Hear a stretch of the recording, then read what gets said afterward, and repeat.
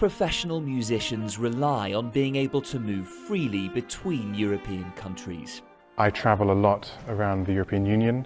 About 50% of my work is within the EU. I can't personally envisage any form of Brexit that will make it easier than we already have it. At the moment, you can travel to Berlin or Paris just as easily as you travel to Manchester or Newcastle. Londoner Simon Wallfisch happens to be the grandson of a German-born Jewish survivor of Auschwitz, and he has recently become a German citizen as a direct consequence of Brexit. It's a no-brainer. It doesn't mean that I'm suddenly a German, you know.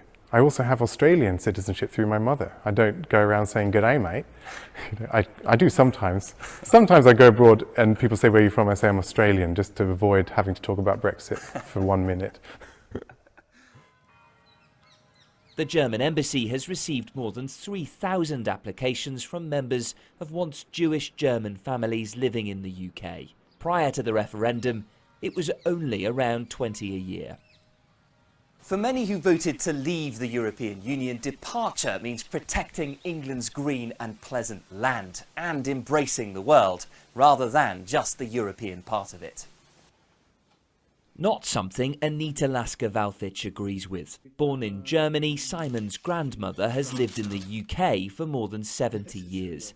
She was sent to Auschwitz as a 16-year-old, where she survived because she could play the cello. And then she asked me, what did you do before the war? I said, I played the cello. I said, fantastic, you'll be saved. I mean, that's how it happened.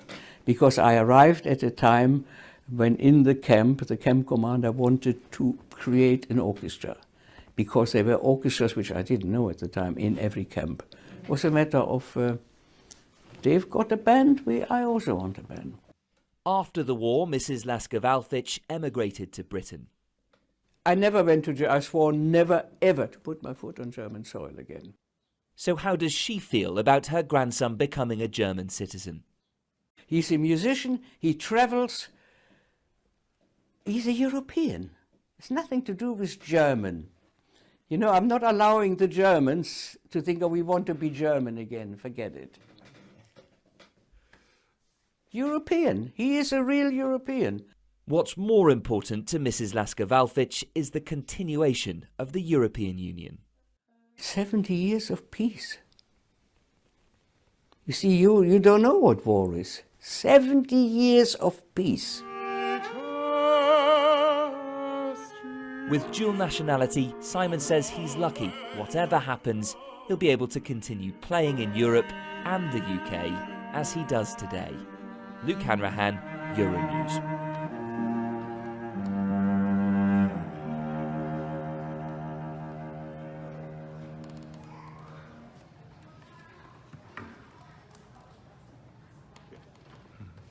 I got some words wrong, but what can you do? That was lovely, thank you. Hopefully not too many Italians watch Euronews.